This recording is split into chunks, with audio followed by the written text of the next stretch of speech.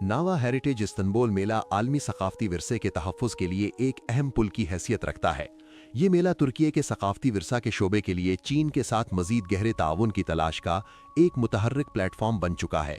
1 से 4 अप्रैल तक यानी copy Eurasia exhibition and show centre में मुनक्किद होने वाले इस इवेंट में 140 से ज़ायद मकामी और बैनुल अक़वामी कंपनियों ने शिरकत की।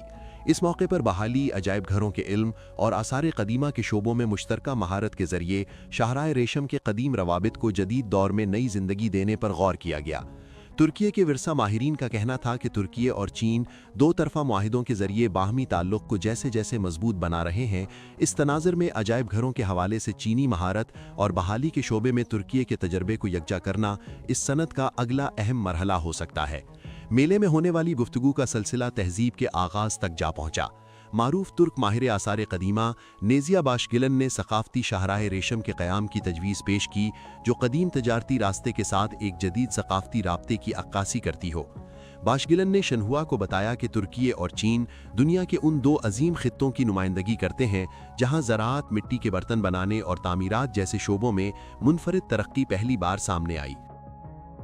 çok önemli bir ortak paydamız var. इस हवाले से हम एक अहम कदर मुश्तरक रखते हैं। जोग्राफियाई लिहाज से हमारा ताल्लुक उन खत्तों से है जहाँ तहजीब का आगाज हुआ। चीन और तुर्किया के पास खास तौर पर इस हवाले से मुनफरिद आसार और बस्तियां मौजूद हैं। यही वजह है कि हमें मुकम्मल हमाहंगी के साथ काम करना होगा। चीन में होने वाली तहकीक का जायजा लेना और दुनिया के सामने इसकी वजाहत करना जरूरी है ताकि शहराए रेशम को मुश्तरका कोशिशों से एक सकाफती रास्ते में तब्दील किया जा सके।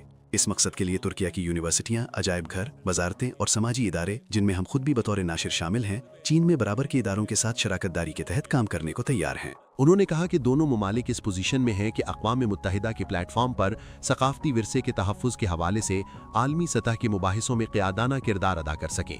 मिनिएचर आर्ट के चीफ एग्जीक्यूटिव ऑफिसर निहात ओक्तन के मुताबिक इस सिलसिले में चीन बैत वक्त एक मुहर्रक भी है और एक तकनीकी शराकतदार भी। जब हमने चीन में मंसूबों पर काम किया तो हमें एक शानदार ढांचा मिला। हमने येलो क्रेन टावर सरी तुरना सातुसों के मॉडल पर काम किया।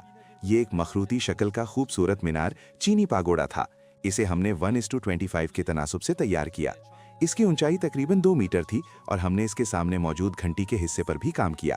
येलो क्रेन टावर को ये नाम इसके सामने मौजूद जर्द क्रेन के मुजस्मे के बायस दिया गया।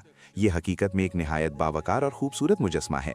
इसके अलावा हम temple of haven, forbidden city जैसे मशहूर मकामात और अजीम दीवारें चीन के मॉडल्स भी अपने वर्ल्ड पार्क में पेश करने का इरादा रखते हैं। हेरिटेज प्रोजेक्ट्स के बानी उस्मान मुराद आकान ने इस बात पर जोर दिया कि इस ताउन की बुनियाद आलमी सतह पर रखी जा चुकी है। उन्होंने इस इवेंट को सकाफती विरसे का हफ्ता करार दिया, जिसमें दुनिया भर से 120 से ज़ायद मुकर्रिरीन ने शिरकत की, जबकि रूस, मुत्तहिदा अरब अमारात, यूरोप और अमेरिका की कंपनियां भी इसमें शरीक हुईं। मेले के 10वें एडिशन के हवाले से आकान ने अपने चीनी हम मनसबों को इस फुरूख पजीर दोस्त माहौलियाती निज़ाम में शामिल होने की दावत दी।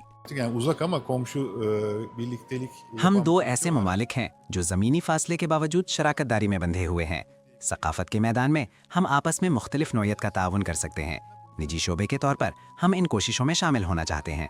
ख़ास तौर पर चीन में अजायब घरों के आला तरक्की याफ्ता शोबे, बहाली और लाइब्रेरी साइंस जैसे शोबों में हम ऐसे प्लेटफॉर्म बना सकते हैं जहां हम अपने तजर्बे और महारत को बाहमी तौर पर यकजा कर सकें।